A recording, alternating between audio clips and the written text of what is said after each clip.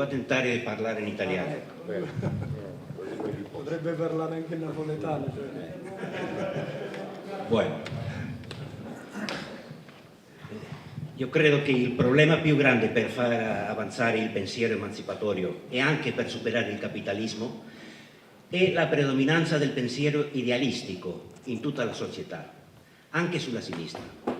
In Europa un criterio di demarcazione tra sinistra idealista e sinistra materialista, io credo che questa distinzione meno conflittiva che riformista, rivoluzionario, socialista, comunista, idealista y materialista.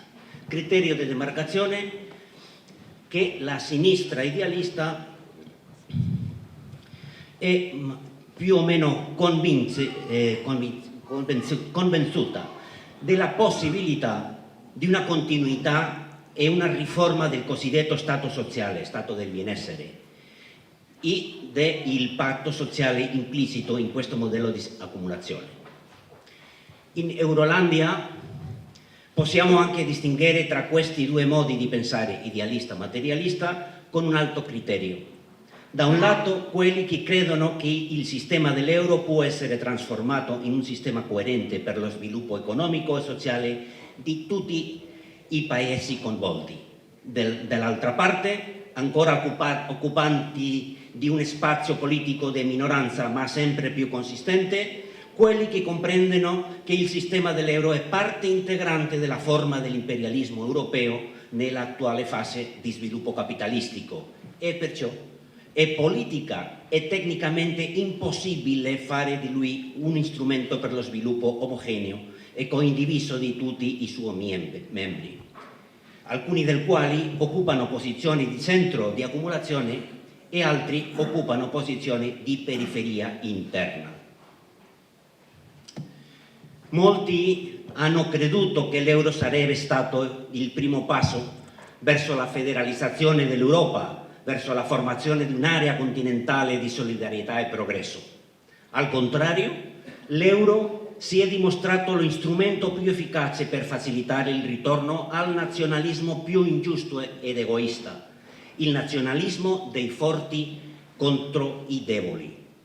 Nei primi anni dell'euro, la Germania, in alleanza con la Francia, si è servita per ottenere che i soci dell'euro finanziassero il suo squilibrio di bilancio, in particolare nel processo di assorbimento della Germania dell'Est, per la formazione di un nuovo proletariato industriale al servizio delle multinazionali franco-tedesche. Dopo, l'euro è servito alla Germania per praticare il dumping commerciale con i paesi del Mediterraneo. Le vendite a credito in una moneta sottovaluata rispetto al marco dei prodotti tedeschi hanno fatto sì che la Germania sia stato l'unico paese europeo in cui l'impiego industriale non sia sceso e in cui il peso dell'industria sia aumentato.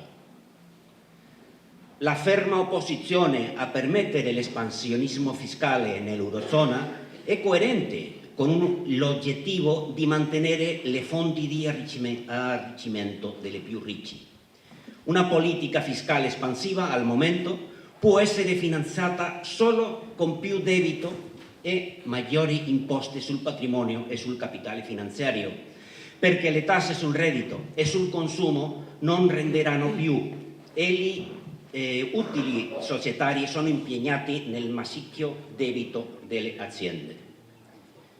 Ma la principale fonte di guadagno dei più ricchi è proprio il patrimonio fiscale, il patrimonio fisico e immobiliario e finanziario, e prima di perdere la loro gali dalle uova d'oro preferiscono che faccia meno uova accettando una riduzione degli interessi ricossi attraverso il debito pubblico e per estensione sui prestiti al settore privato.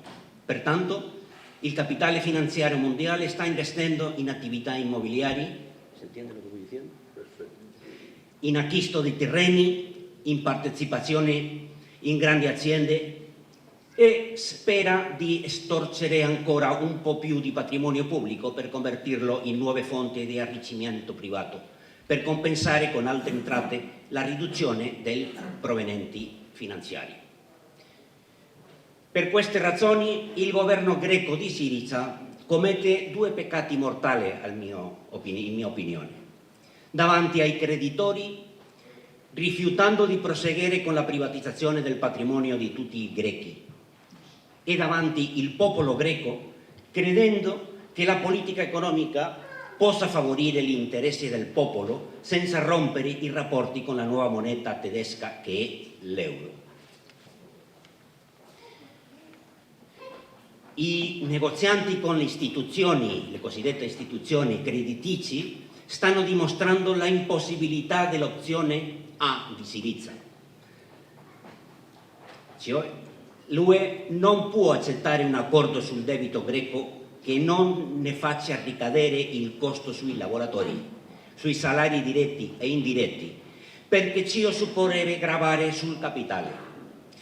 Di fronte alla linea del capitale sono previste solo due alternative: o accettare un nuovo piano di aggiustamento o rompere con le regole, con le norme imposte da chi domina nella zona euro, cioè il capitale finanziario e produttivo.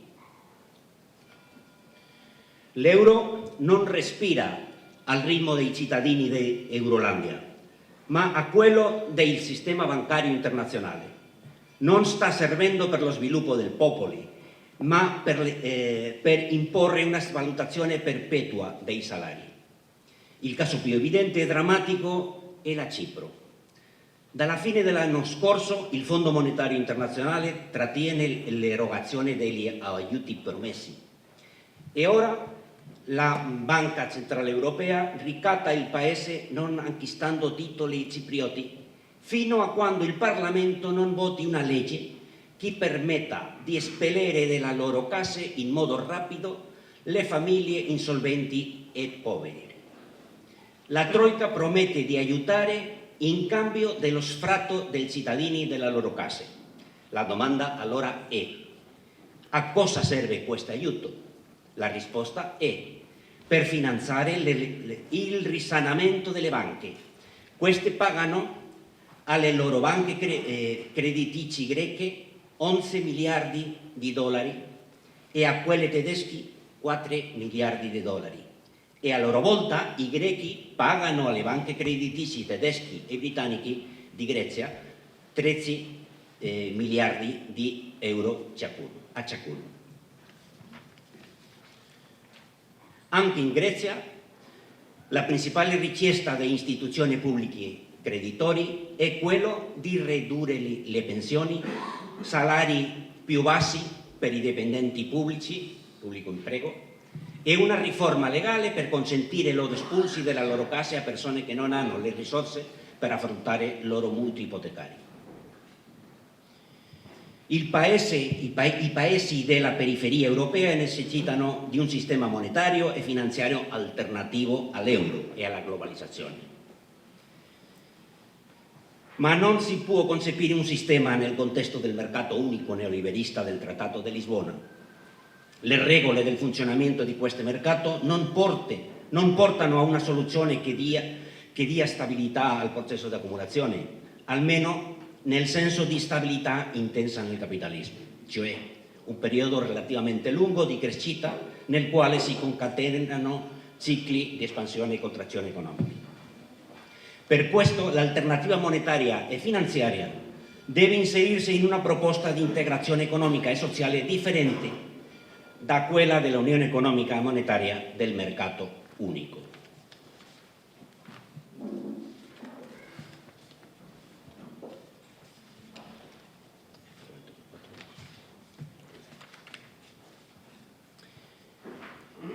Se i paesi deboli con l'euro volessero riprendere il controllo sulla loro attività produttiva, potrebbero farlo solo insieme e attraverso un processo di rottura col modello di finanze private e di uno spazio monetario asimmetrico dell'euro. L'uscita dell'euro è un'opzione, è un passo verso la soluzione dei gravi squilibri strutturali dell'economia euromediterranea, ma non sono squilibri finanziari, ma produttivi e dunque rappresentano una base industriale in perdita, uno specchio enorme di forza del lavoro e una concentrazione scandalosa della ricchezza del patrimonio. Uscire dall'euro è veramente un'operazione complessa che non ha solo implicazioni monetarie. Non si può ipotizzare un ritorno alla peseta, alla lira o alla dracma, perché proprio l'esistenza dell'euro ha dato luogo a un'evoluzione del sistema monetario internazionale e a una uniformità produttiva nell'economia nazionale. Solo in condizioni di una forte autarchia è pensabile praticare un'economia nazionale europea. Ma non è garantito che né più né meno in quelle condizioni la qualità della vita delle popolazioni possa aumentare rapidamente. Nel complesso, il Mediterraneo e l'Europa orientale riuniscono una serie di formazioni sociali con un elevato grado di simmetria produttiva, paesi in cui la politica monetaria e fiscale ha una confluenza di interessi, facilitando l'attuazione di politiche basate sul pieno impiego delle risorse produttive e sul graduale miglioramento delle condizioni di vita. Ovviamente una politica con queste caratteristiche richiede un cambiamento radicale nel rapporto di forza entre capitale e lavoro. Solo aggiungendo la volontà dei lavoratori nel paese dell'Europa meridionale potrebbe essere possibile effettuare il cambiamento necessario. Ma nonostante quanto sia difficile un cambiamento di situazione politica come sopra, questo è solo il primo passo. Un programma di sviluppo autocentrato nella periferia meridionale d'Europa deve risolvere a medio termine quindi che il mercato unico approvato è fallito. Attualmente lo sviluppo delle forze produttive e internazionalizzazione del sistema di produzione ha raggiunto un livello tale che è molto difficile per un gruppo di paesi che rappresentano il 25% della popolazione della UE, ma solo il 11% della popolazione, il 2% della popolazione mondiale. È molto difficile pensare che può modificare con successo il suo inserimento nella divisione internazionale del lavoro se non integra nel modello post-capitalista di sviluppo altri spazi sociali e produttivi. Una nuova moneta comune associata a una politica di piena occupazione e di miglioramento costante del benessere può essere un'alternativa per altri paesi che, data l'esperienza delle periferie euro-mediterranea, vogliono sfuggire alla trappola dell'euro. L'Africa mediterranea così sta diventando fornitore strategico dell'energia, turismo e di prodotti agricoli e industriali leggeri per l'Unione Europea.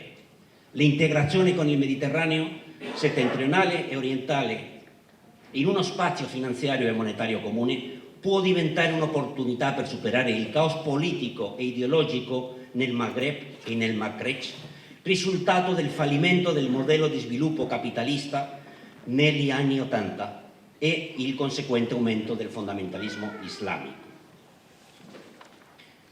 Nel complesso, l'area mediterranea e l'Europa orientale riunisce una serie di formazioni sociali con un elevato grado di simmetria produttiva, paesi in cui la politica monetaria e fiscale e una confluenza di interessi per facilitare l'attuazione di politiche basate sul pieno impiego delle risorse produttive e un graduale miglioramento delle condizioni di vita delle popolazioni.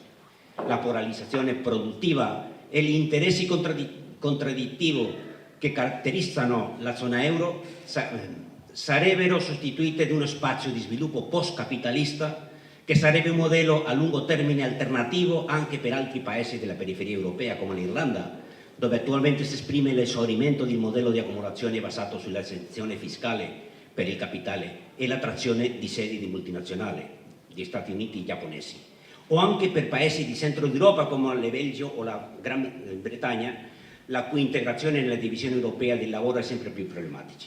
Si tratta pertanto di un programma non facile, difficile, ma promettente.